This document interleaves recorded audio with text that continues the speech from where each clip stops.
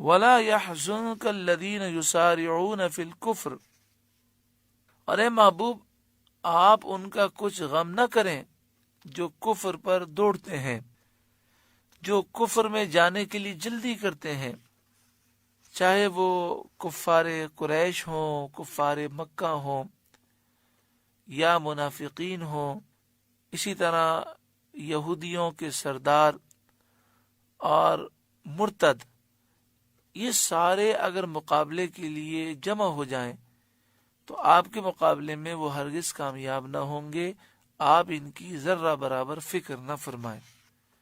انہم لن یضروا اللہ شیئا، وہ اللہ کا کچھ نہ بگاڑیں گے، کچھ نقصان نہیں دے سکتے۔ یرید اللہ الا یجعل لہم حظا فی الآخرہ، اور اللہ چاہتا ہے کہ آخرت میں ان کا کوئی حصہ نہ رکھے، اللہ رب العالمین انہیں آخرت سے محروم کرنا چاہتا ہے۔ وَلَهُمْ عَذَابٌ عَظِيمٌ، اور ان کے لیے بڑا عذاب ہے۔ ان الذین اشتروا الکفر بالایمان لن یضروا اللہ شیئا، وہ جنہوں نے ایمان کے بدلے کفر خرید لیا اللہ کا کچھ نہ بگاڑیں گے۔ وَلَهُمْ عَذَابٌ أَلِيمٌ، اور ان کے لیے دردناک عذاب ہے۔ ایمان کے بدلے کفر خرید لیا، یعنی منافقین جو کلمہ ایمان پڑھنے کے باوجود کافر ہوئے، دل سے ایمان نہ لائے۔ اسی طرح وہ تمام کفار جو ایمان پر قادر ہونے کے باوجود ایمان نہ لائے اور کافر ہی رہے، وہ سب وہی ہیں جنہوں نے کفر کو خرید لیا، ایمان کو ضائع کر دیا۔ وَلَا يَحْسَبَنَّ الَّذِينَ كَفَرُوا أَنَّمَا نُمْلِي لَهُمْ خَيْرٌ لِأَنفُسِهِمْ، اور ہرگز کافر اس گمان میں نہ رہیں کہ وہ جو ہم انہیں ڈھیل دیتے ہیں کچھ ان کے لیے بھلا ہے۔ جو کافروں کے لیے روزی ہے، مال ہے، عہدہ منصب ہے، اسی طرح اولاد ہے اور جو زندگی ہے، یہ جو ڈھیل دی گئی ہے وہ یہ نہ سمجھیں کہ اس میں ان کے لیے کوئی بھلا ہے۔ انما نملی لہم لیزدادوا اثما، ہم تو اسی لیے انہیں ڈھیل دیتے ہیں کہ اور گناہ میں بڑھیں۔ ہم اس لیے ڈھیل دیتے ہیں، ان کو لمبی عمر اس لیے دیتے ہیں کہ گناہ زیادہ کریں تاکہ انہیں عذاب بھی زیادہ ہو۔ حدیث شریف میں ہے، سید عالم صلی اللہ علیہ وسلم سے دریافت کیا گیا، کون شخص اچھا ہے؟ فرمایا جس کی عمر دراز ہو، لمبی ہو اور عمل اچھے ہوں۔ عرض کیا گیا اور بدتر کون ہے؟ فرمایا جس کی عمر دراز ہو، لمبی ہو اور عمل خراب ہو، تو ایسا شخص بدتر ہے۔ تو اس میں واضح درس ہے کہ مسلمان کافروں کے معاملات دیکھ کر پریشان نہ ہوں، انہیں جو ڈھیل دی گئی ہے اس لیے دی گئی ہے کہ یہ مزید اپنے ہلاکت کے سامان کریں۔ وَلَهُمْ عَذَابٌ مُهِينٌ، اور ان کے لیے ذلت کا عذاب ہے۔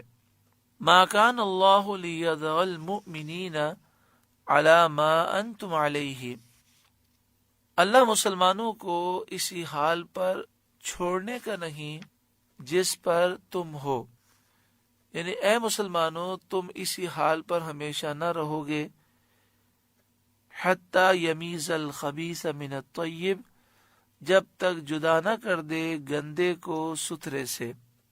اس وقت مومن اور منافق مل کے رہتے تھے، تو فرمایا کہ اللہ تعالی خبیث کو طیب سے جدا کر دے گا۔ خبیث سے مراد منافق ہے جو حضور کا گستاخ ہے، بے ادب ہے، جس کے دل میں حضور کی محبت نہیں، ایمان نہیں۔ اور طیب سے مراد وہ مومن ہے جس کا دل عشق رسول سے بھرا ہوا ہے، جو عاشق رسول ہے، ایمان کی دولت جس کے دل میں ہے۔ تو فرمایا تم ہمیشہ اس حال میں نہ رہو گے جس حال میں اب ہو۔ تو پھر ایک وقت آیا اور منافقین جدا کر دیے گئے۔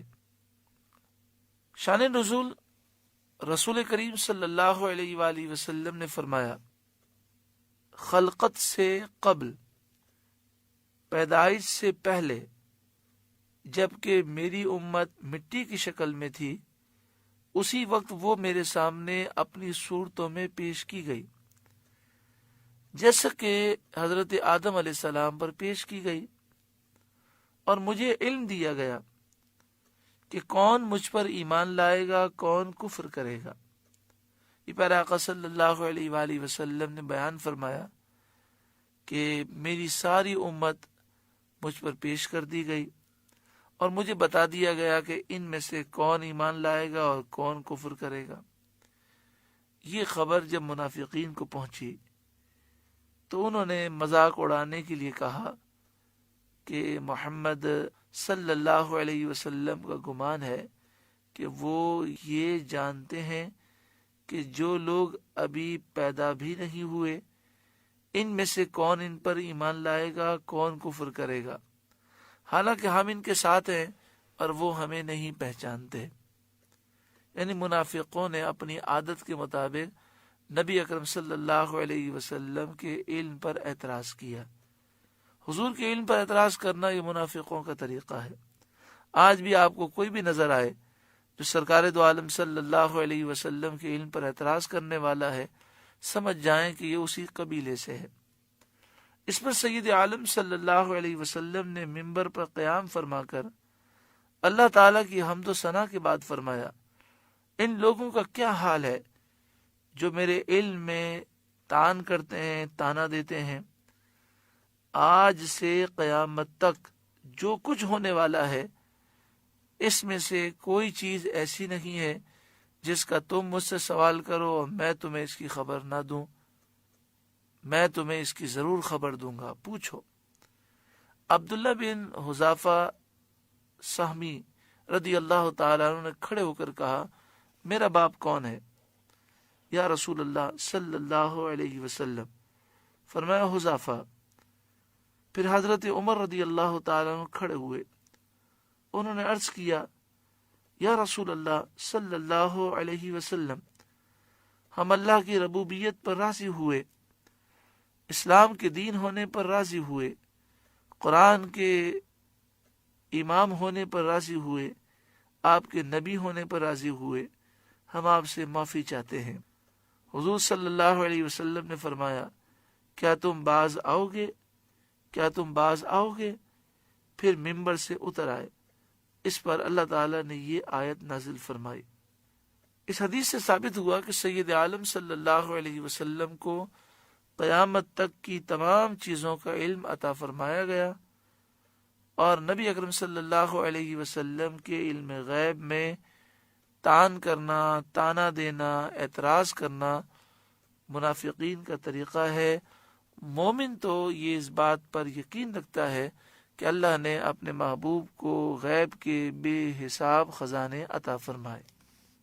وَمَا كَانَ اللَّهُ لِيُطْلِعَكُمْ عَلَى الْغَيْبِ، اور اللہ کی شان یہ نہیں کہ اے عام لوگوں تمہیں غیب کا علم دے دے، وَلَكِنَّ اللَّهَ يَجْتَبِي مِن رُّسُلِهِ مَن يَشَاءُ، ہاں اللہ چن لیتا ہے اپنے رسولوں سے جسے چاہے، تو ان رسولوں کو غیب کا علم دیتا ہے۔ اور سید انبیاء حبیب خدا صلی اللہ علیہ وسلم رسولوں میں سب سے افضل و اعلیٰ ہیں۔ اس آیت سے اور اس کے علاوہ کئی آیات اور احادیث سے ثابت ہے کہ اللہ تعالیٰ نے حضور علیہ الصلاۃ والسلام کو غیوب کے علوم عطا فرمائے، اور غیوب کے علوم، غیب کا علم آپ صلی اللہ علیہ وسلم کا معجزہ ہے۔ فآمنوا باللہ ورسلہ، تو ایمان لاؤ اللہ اور اس کے رسولوں پر۔ وَإِن تُؤْمِنُوا، اور اگر تم ایمان لاؤ اور اس بات کی تصدیق کرو کہ اللہ تعالیٰ نے اپنے رسولوں کو غیب پر مطلع کیا ہے، وَتَتَّقُوا، اور پرہیزگاری اختیار کرو، فَلَكُمْ أَجْرٌ عَظِيمٌ، تو تمہارے لیے بڑا ثواب ہے۔